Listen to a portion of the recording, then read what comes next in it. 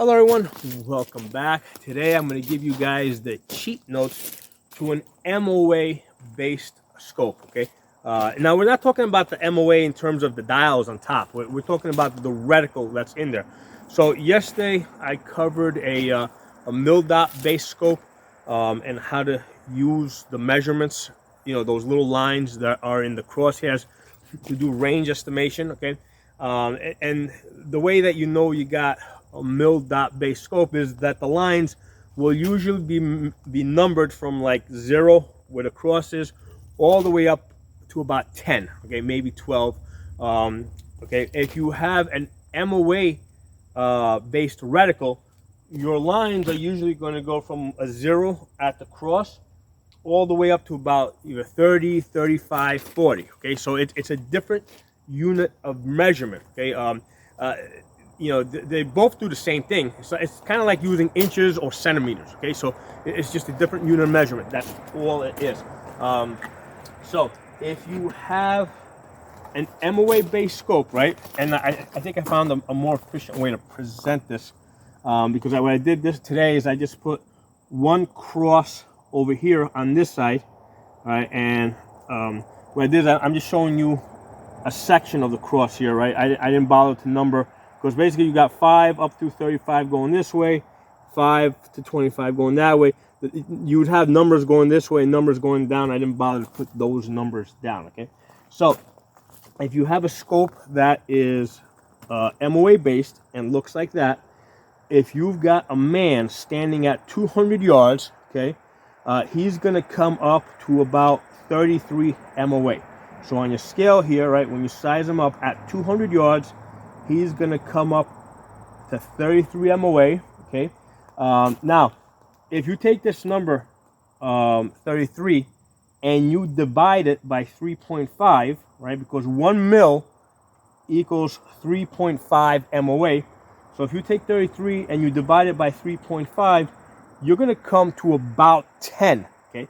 So on the mil dot reticle, the same man at 200 yards would be standing about 10 mils tall, okay. So 33 MOA and 10 mils tall is the same thing, okay. That's going to be the same height. So you can take any of these numbers here, divided by 3. Now here's the thing: we're dealing with rounded numbers here and estimates. The number is actually like 3.4 and a couple of, and some change. Okay, there's a 3.4 and some other additional decimals. I just rounded it to 3.5. Likewise, all these numbers are kind of rounded, right? I didn't get into the decimals, so when you do the division, it's if you take 33 divided by 3.5, it's not going to come out to exactly 10. It'll be like 9.5 or something. Who cares? It'll be close enough, but so that you guys get the idea. Okay, so a man at 200 yards is going to be 33 MOA. A man at 300 yards is going to be 22 MOA, right? So he's going to line up with the 22 on the scale there.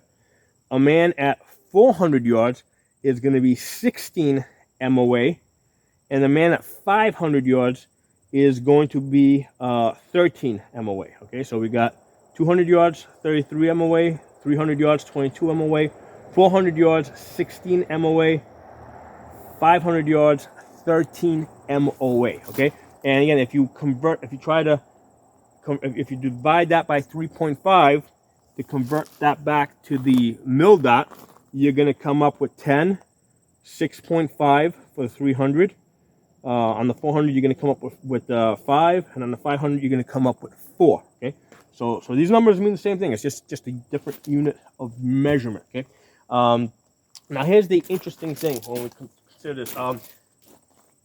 If you look at like most of the scopes that we have today, right, most of the cheaper ones, right, when you look at the turrets, right, the turrets a lot of times will tell you like one click will move you half an inch at 100 yards. Okay, so the way turrets are set up on most scopes is closer to the MOA system, right? It has the half inch clicks at 100 yards just line up better with the MOA system. Okay, I don't think that that's necessarily what and it's not exact. Okay, it's not like super exact. It's off by a couple of decimal places.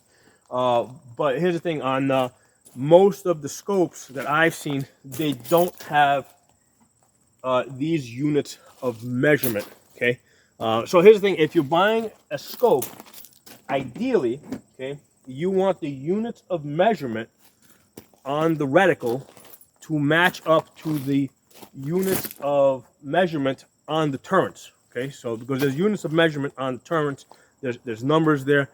You want those two to match up, right? And if you're buying like a $3,000 scope, yes, absolutely, that stuff's gonna match up.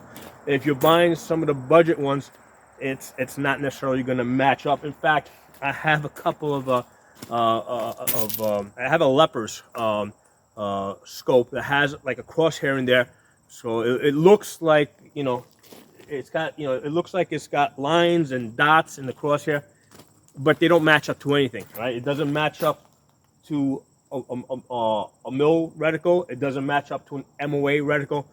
It's just a cheap scope made in China, and the person that designed it just came up with their own scale, okay? Which is meaningless. Or the other possibility is that perhaps in China they're using a different units of measurement, and they just copied that over. I don't know, but the point is that I do have some scopes where the dots in the reticle do not match up to the mills. They don't match up to MOA.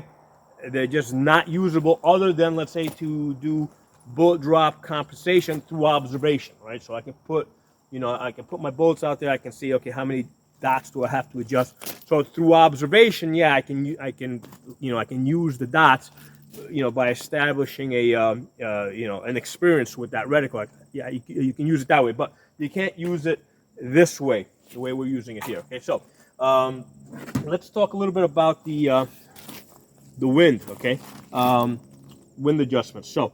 And I mentioned in the video I did yesterday, I like to work off of a 10 mile per hour full value wind, because I just memorized in my mind the 10 mile per hour numbers, and what that means is if I got a wind that's only blowing 5 miles per hour, I cut the values in half.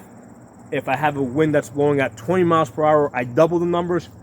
Also, if I have a wind that's coming in diagonally, I cut the numbers in half. So working off of 10 miles per hour is very flexible for me, okay?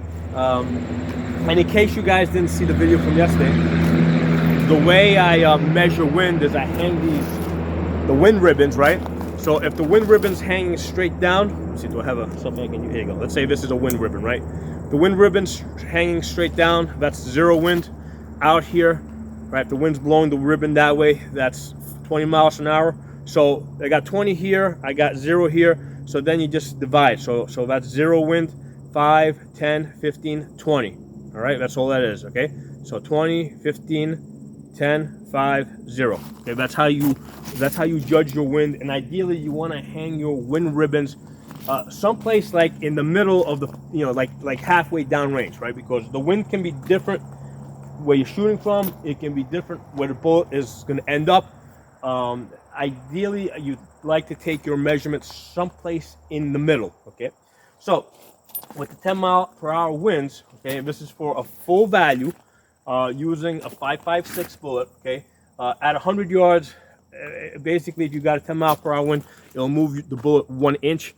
We're gonna completely ignore that, okay? So forget the 100. We're gonna forget the 100 yards, okay? At 100 yards, the wind moving the bullet 1 inch or 2 inches, we don't care about that, okay?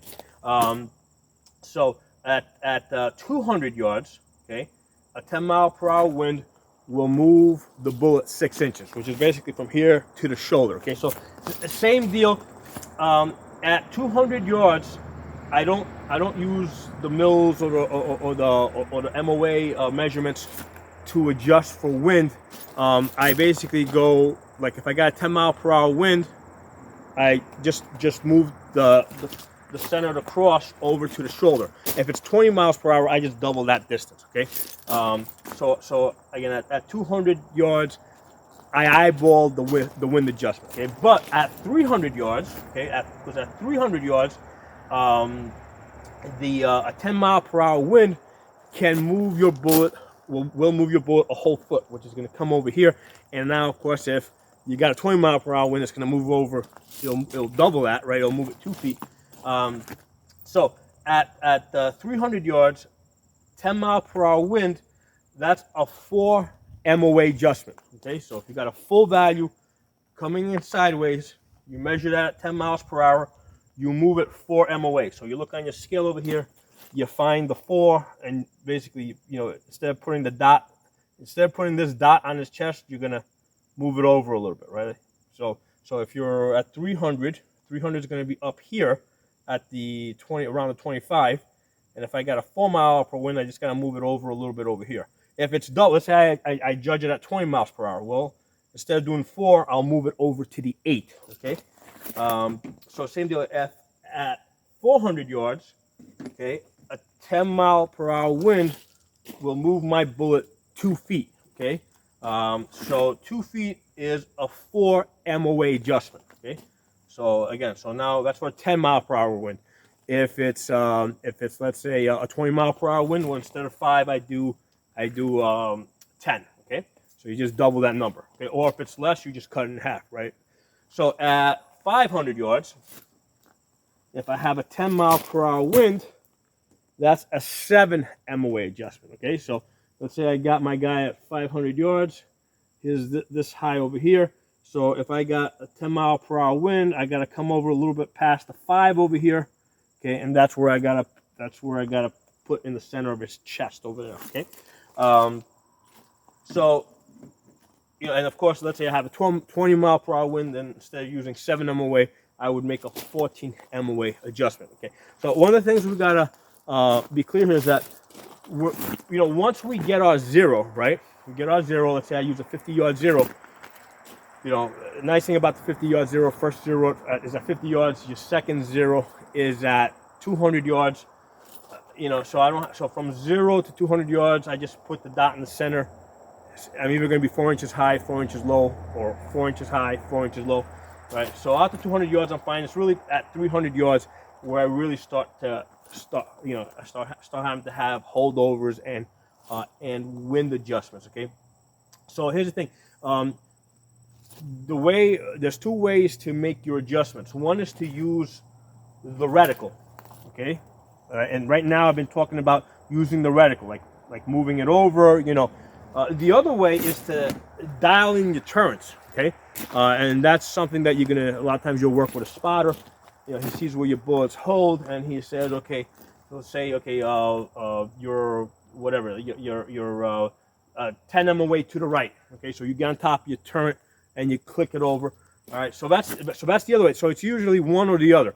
You're either adjusting in the reticle, which is what I do, okay, or you're using the turrets, and usually with that you'll have like locking turrets, where you can basically get your 0, and then there's a way to reset the way it sits so that you're starting off with a 0 number, and then you're clicking back and forth, and then you can always reset back to 0. Okay, so don't get confused on that. There's 2 ways to do this. One where you're using the reticle, which is what I use because I usually do more like fast shooting. The other way is where you have a more advanced or sophisticated locking turret, where you're dialing in these adjustments into the turret. Okay, you can't do both. You're doing either one or the other. Otherwise, you're working against yourself. The thing with the locking turrets, if usually you got to test that out, because what happens is a lot of times on some of the budget scopes, basically you got to get out there, do a lot of shooting, find your 0, basically click over 10 to the right, click back 10 to click over 10 to the right, click back 10 to the right, go back 10 to the left, go up, go down, and then see, and then take a shot and see after you make all these clicks back and forth. Is it going to come back to, are all those clicks going to come back to the original starting point? Okay, so that's one of the things that you gotta, if you're playing around with the turret, right, you gotta make sure that that it tracks, and that it and your clicks are all repeatable. Okay, so that's why those type of scopes are a lot more expensive, and also as you get to the edge of the range, right? So let's say it goes up so many clicks as you start getting near to the far extremes. A lot of times the scopes start to, the values start to lose, right? Those clicks start to lose. So that's one of the things that you got to test. So that's just one of the things to be aware of if you're playing around with the turrets. You got to test it out to make sure that these values will hold, that the number of clicks that you make correspond to what's on your reticle, because it may hold, for the first 20 clicks, but it may not hold after 20 clicks. Like by the time you get to, let's say, 40 clicks or 50 clicks or whatever, it may not track this. It may. So that's one of the things that if you're going to be playing with the turret and making your adjustments in the turret, you got to make sure that that it'll track all the way out. Okay, so just putting that out there. The other thing is, if you're you got to know if you got a first focal plane scope or a second focal plane scope. If you got a first focal plane scope, you can zoom in or out, and the value of these numbers will stay the same. Okay, if you've got a second focal plane scope, which tends to be the cheaper one, right? For that reason, that's what most of us have. With the second focal plane scope, in order for these values to, in order for these numbers to hold their value, you have to be fully zoomed out. Okay, so if you're fully zoomed out, this scale is accurate. If you zoom back in, these values now, because the whole scale the size of the scale changes basically. So these numbers lose their value. Okay, so you gotta know if you got first focal plane or second focal plane. If you got first focal plane, you can zoom in and out and still use this the scale that you see here. If you got second focal plane, you gotta be completely zoomed out. Okay. Okay, so those are the cheat notes, right? The cheat notes are, because we're going to get into some calculations now. So let's just do a quick review of the cheat notes, all right? Because that's what this video is primarily about. Cheat notes at 200 yards. If you're using an MOA scale, your man's going to be 33 MOA. Okay, at 200 yards. At 300 yards, he's going to be 22 MOA. At 400 yards, he's going to be 16 MOA. At 500 yards, he's going to be 13 MOA. Okay, and then your wind adjustments. For a 10 mile per hour full value crosswind with a 5.56, we're starting, starting at 300 yards. Okay, for that 10 mile per hour wind, it's 4 MOA. At 400 yards, it's going to be 5 MOA. Sorry, 400 yards is going to be 5 MOA, and at 500 yards, it's going to be 7 MOA. Okay, so let's talk about because let's say you're using something other than a man, right? To do your range estimation, right? Because here we're using a man, so that's the cheat here. But it doesn't have to be a man; it could be something else. So first, let's talk about how we calculated this. So a man, we calculate him, the average man, at about 70 inches tall. The conversion factor is 95.5. So we take the inches, multiply it by 95.5, that's the conversion factor, right? And then divide it by whatever measurement we take, all right? So over here I'm using a 20, right? So at 20, I got, if I got a guy that I measure at 20 MOA, right? So it's 70 times 95.5 divided by the 20 that I measure off of my scope. That's going to give me a range of 334 yards, okay?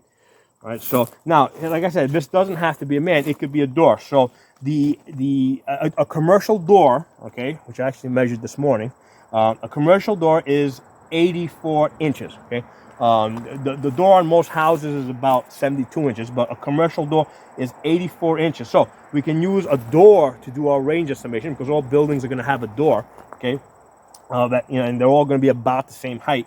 So 84 times 95.5. So divided by whatever height you measure it at. So in this example, I've measured it at 10. Okay, that's going to give me 802 yards. Okay. Now you might ask yourself, and I mentioned this yesterday, how are you supposed to, end of the world apocalypse, you know, who's gonna have a calculator? Well, let me tell you guys. You guys see this calculator right here? This one over here is about 20 years old, right? Solar powered. It still works, okay, from 20 years ago. In fact, I've got a calculator from, because I'm 50 years old, I got a calculator from 35 years ago, right? So one of the like first solar powered ones that came out, I think there was something like $200 when they first came out. It still works, okay? So the solar powered calculators are gonna last for a very long time, okay? They'll still be there at the apocalypse, right? They're gonna last for a long time. As long as there's a sun, they're gonna work. Or as long as the air is clean enough that the sun can come down to the earth, it's gonna work, okay? Buildings. Buildings are definitely something that you can use for this range estimation, because the great thing about building is that you can look at the plans in advance, right? You know, if you're in an area where you have access to the plans, you can look at the plans. If it's a famous building, you can look that up, right? Even on a computer, or maybe, you know, in some old books, you can look up the height of famous buildings. You can look up the height of mountains, okay?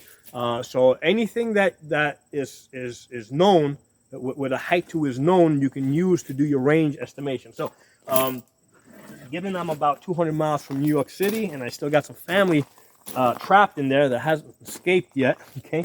You know, end of the world apocalypse, I gotta go to New York and get my family out that was, you know, not bright enough to get out before the end of times. So I gotta go get them out, and I'm traveling on foot, and I want to have a good assessment of, you know, how far I'm from New York City. Now, the first thing I'm going to probably see is the Empire State Building as I'm approaching New York from Pennsylvania. At the point that I have a good idea of at what point it's going to become visible, because I drive, although, you know, I may not be I'm not going to be driving there. So anyway, Empire State Building, okay, it measures 15,000 inches tall, okay, 15,000 inches, okay. So we're going to multiply that by the conversion factor, 95.5, right, and then divide it by the height that I see it in my reticle. So for this example, I'm using 15, right? So I'm at a point where and this is about the point where the Empire State Building first becomes visible when I'm driving to New York. It's somewhere around 15 to 20, right? It's at that, you know, at about that height in the horizon, right? So I'm using 15 here. So 15,000 multiplied by the conversion factor 95.5 divided by 15 is going to give me 95,500 yards. Okay, that's in yards. So now a mile, 1 mile is 1,760 yards.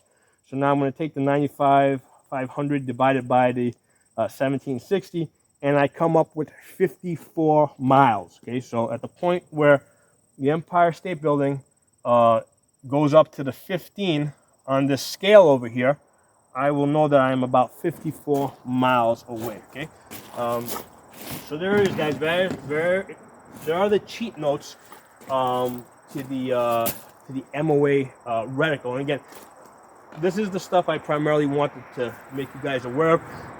And, you know, because a lot of times when you guys are thinking of MOAs, we're saying, you know, we're just thinking in terms of inches at 100 yards for the terms of accuracy, right? So, you know, if I have a grouping that's like 2 inches wide, we're gonna say, okay, we got 2 MOA. Or if it's one inch wide, you know, 1 MOA. And for a lot of people, we think that, okay, that's what MOA is, or MOA is just making the clicks on top of the, you know, no, MOA is is an entire scale over here that we can use for range estimation, okay, and also use it for wind holes and do a whole bunch of everything that we can do with a mil dot reticle, we can do with the MOA, and we can go back and forth, because if we know that 1 mil is about 3.5 MOA, we can convert from one to the other. All right, it's actually closer to 3.4 and change. But I'm just using 3.5 because I can remember that a lot easier. So I hope you guys found this video useful. Drop some comments below. I'm probably going to do another video where I just like lay out all the formulas, primarily for myself, so I have a reference in the future.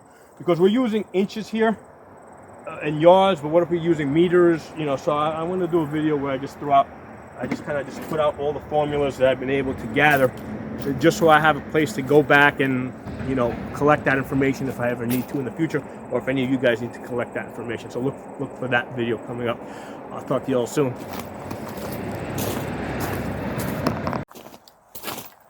Hey everyone, I just reviewed the video and I realized that I forgot to tell you guys what the holdover is at these different distances, right? Because after we range our man, right, we got to basically have the proper holdover. And what I'm going to do is I'm going to start from the 500, because that's like where you definitely got to make sure you got a holdover. So at the 500, right, where your man is going to be 13 MOA high, right, he's going to come up to about here on the scale. Okay, you're gonna hold over 8 mils. Okay, so now here's the thing. I don't have the numbers on the bottom side, so basically, pretend this is upside down. So basically, there's the 5, right? The 8's there, so you're gonna basically put that in his chest. Okay, so because I don't have the numbers, so you have to picture that a little bit. So your holdover is gonna be 8 MOA at the 500. At the 400, the holdover is going to be 4. Okay. At 300, we don't need to use the scale. Just put the dot on his face, and it's going to drop about 12 inches into his center mass. If you put the dot right over his head, and I'm using a 50-yard zero here. So 50 yards zero, you get 1 0 at 50 yards, second zero at 200 yards. So with the 200 yards, basically you just put your dot either center mass or center face, and you should either be 4 inches up, 4 inches down. You're going to get there, okay? So the main thing is the 300, 400, 500. You got to know your holdovers. For the 500, it's an 8 MOA holdover, 400, 4 MOA. At 300, it's going to be basically dot or the cross. It's going to go right over his face. Now, of course, that's going to change with your barrel length, with the height of your scope over your bore, with the type of ammunition you're using, you know, how heavy your bullet is. So you do have to, you do have to practice with that and fine tune your holdovers for what's really happening with your gun. Okay, so hope you guys enjoyed the video. We'll talk again soon.